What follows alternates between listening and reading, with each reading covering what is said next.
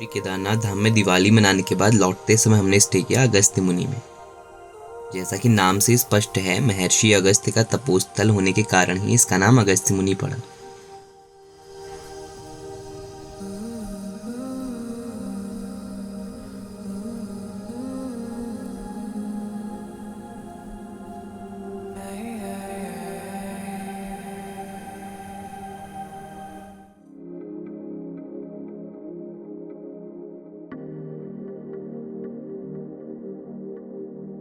अगस्त्य मुनि रुद्रप्रयाग जिले में ऋषिकेश केदारनाथ मार्ग पर स्थित एक सुंदर सा नगर है, जो कि मंदाकिनी नदी के तट पर बसा हुआ है और यहाँ से रुद्रप्रयाग की दूरी मात्र 18 किलोमीटर है। यहाँ से श्री केदारनाथ धाम के लिए हेलीकॉप्टर सुविधा भी उपलब्ध है, जिसके थ्रू यात्री केदारनाथ मंदिर तक पहुँच सकते हैं। इस नगर में ऋषि अगस्त्य से जुड़ा एक मैदान भी है, जहाँ पर वैशाखी के अवसर पर एक मेले का आयोजन होता है, जिसको देखने के लिए श्रद्धालु दूर दूर से यहाँ पर आते हैं। अगस्त्य मुनि प्रसिद्ध है महर्षि अगस्त्य की तपोस्थली और उनके मंदिर के कारण। तो आइए आप लोगों को दर्शन करवाता हूँ यहाँ पर स्थित महर्षि अगस्त्य के प्राचीन मंदिर के।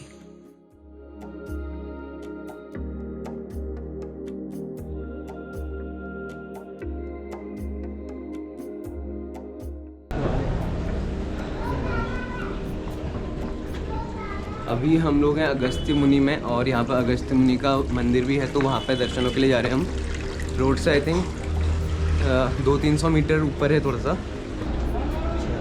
यहाँ पे एक साइन बोर्ड लगा हुआ है मंदिर के लिए, राइट साइड। ये है मेन गेट।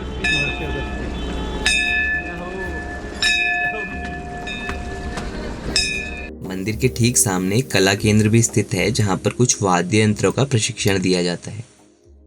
ये म्यूजिक सेंटर, जिसको हम शुद्ध भाषा में बोले संगीत प्रशिक्षण केंद्र। अच्छा जी हाँ, ठीक है। आप यहाँ पर ट्रेनिंग काय की देते हैं आप? यहाँ पर ट्रेनिंग हम जैसे हमारे लोक वाद्य होते हैं जी, जैसे उसमें मुखचंग है, मुखशंख एक जी हाँ, और हुड़का होता है। हाँ। और बड़े वो हुड़का लोक वाद्य नहीं है, है लेकिन उससे पहले वो शास्त्र, क्योंकि हमारे शास्त्रों में जो ताल वाद्य हैं अवनद, उनमें से एक हुड़क का नाम भी है।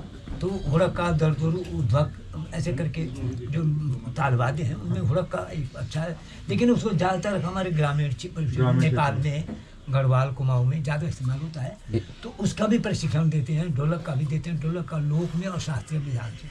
तो इस पर ज़्यादातर शास्त्रीय संगीत का ही चलता है।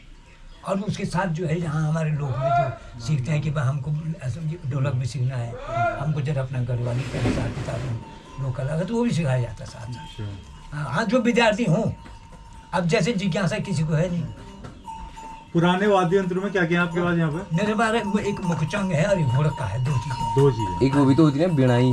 अब बिनाई उसी को मुखचंग बोलते हैं। मुखचंग, अच्छा। हाँ जी हाँ, वो कृष्ण का सखा जो मन सुखा था। हाँ। जो कभी महाभारत सीरीज में देखा होगा, कृष्ण के साथ बाल बाल लचक के चलता था। हाँ। मन सुखा उसने बनाया था उसको बाहर। लचक जिनमें थी थोड़ी। हाँ,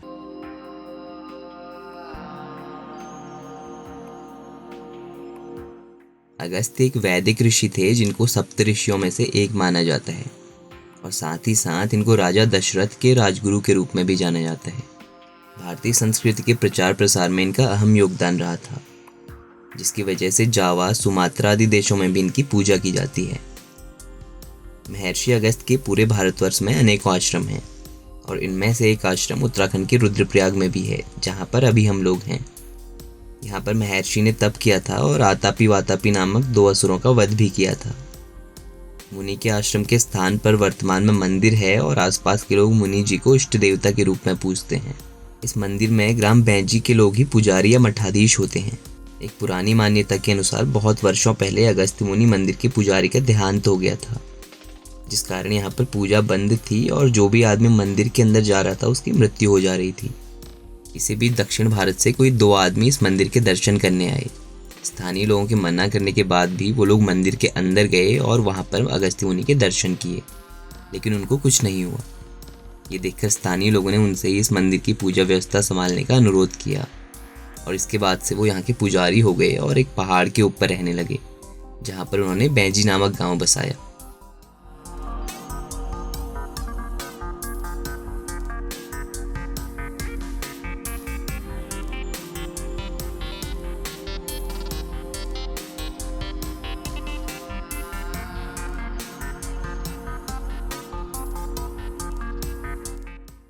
अगस्त्य मुनि के इस स्थान पर आने को लेकर भी कई किंवदंतियां प्रचलित हैं। तो जब विंध्याचल पर्वत को वरदान मिला था कि वो सबसे ऊंचा पर्वत हो जाएगा, तो उसे घमंड हो गया था।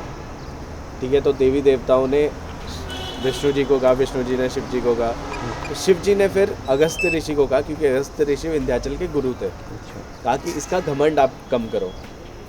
तो अगस्त्य ऋषि वहाँ से कैलाश यात्रा पे निकले। तो जब विंध्याचल को क्रॉस किया उन्होंने, तो विंध्याचल सबसे बड़ा पर्वत था। तो अगस्त्य ऋषि ने उसे बोला कि तुझे इतना घमंड आ गया है कि तू अपने गुरु को झुक के प्रणाम भी नहीं कर सकता। तो उन्हें प्रणाम करने के लिए विंध्याचल को झुकना पड़ा। तो अगस्त्य ऋषि ने कहा कि तेरी सज़ा है ये, जब तक मैं कैलाश से वापस ना आऊँ तब तक तू झुका रहेगा।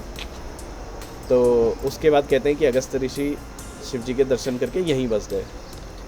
दूसरी एक जो दंत कथा प्रचलित है, उसमें है कि एक बार पार्वती जी की डोली ले जा रहे थे गण, नंदीगण लोग। तो वायु मार्ग में मिले अगस्त्य ऋषि। अगस्त्य ऋषि ने संस्कृत में उन्हें कहा सर्प सर, जिसका मतलब होता है जल्दी जल्दी।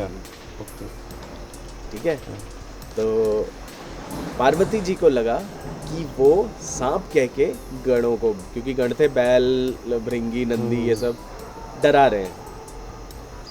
तो उन्होंने अगस्त्य ऋषि को पालकी से बाहर निकल के श्राप दे दिया कि तू जा सर्प बन जा, और कहते हैं वो सांप बन के यहाँ पर गिरे। तो अभी भी खेतों में यहाँ सांप वगैरह काफ़ी निकलते हैं।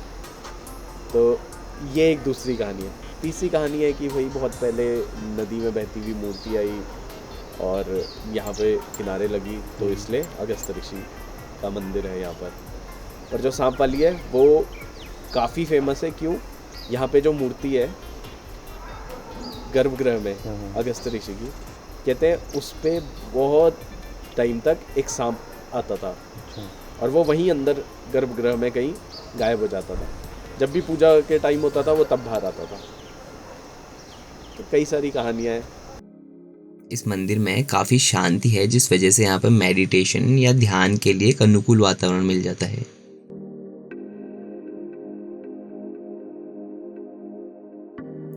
कुछ देर यहाँ पर रुकने और दर्शन करने के बाद हम लोग भी मंदिर से वापस आ गए।